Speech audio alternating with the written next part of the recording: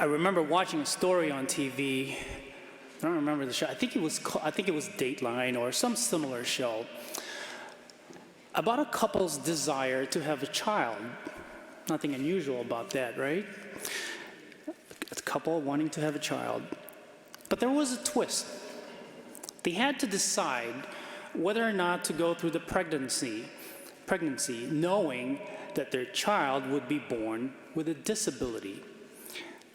But then the mother reflects upon a homily that she heard at Mass one day that put everything in perspective for her.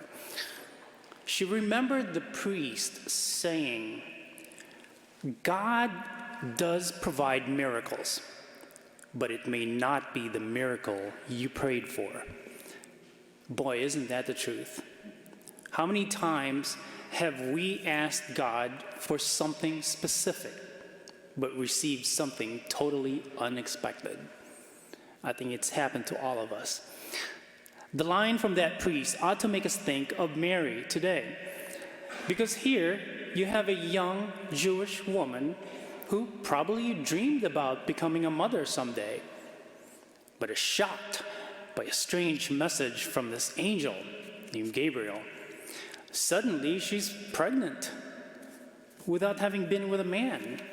So the news turns her world upside down, leaving her confused and terrified. Why? Well, because she faces ostracism and rejection, and by the letter of the law, worse than that. And how could she possibly face her fiancé and family? Yet God is with her to work it all out.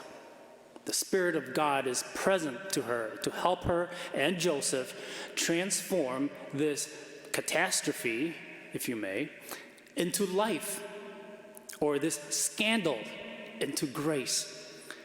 And in the end, Mary gives her assent.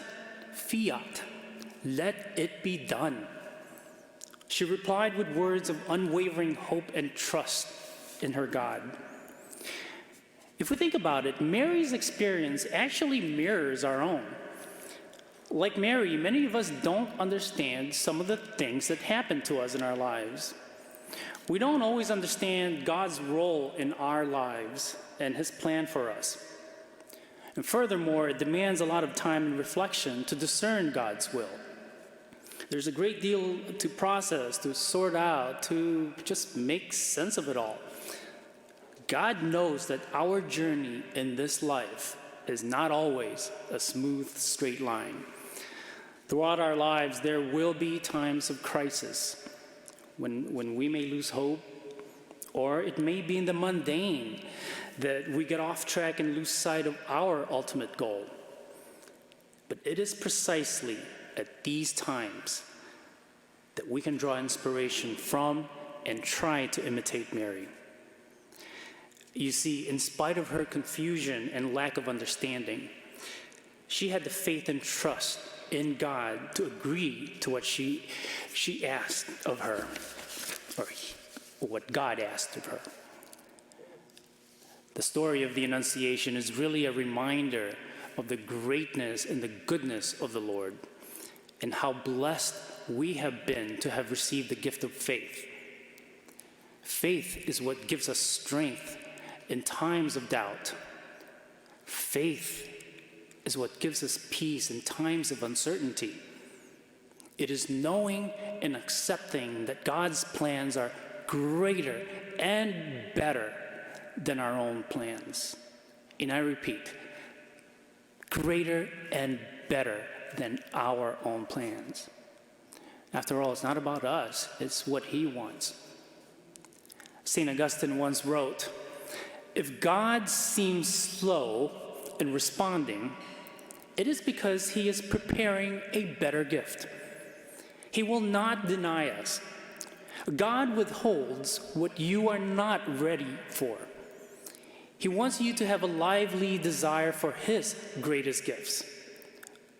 All of which is to say, pray always and do not lose heart."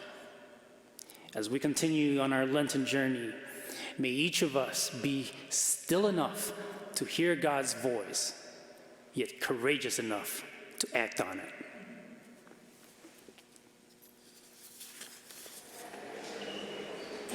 Thank you for joining us for the celebration of the Mass today. It's a blessing that you are with us.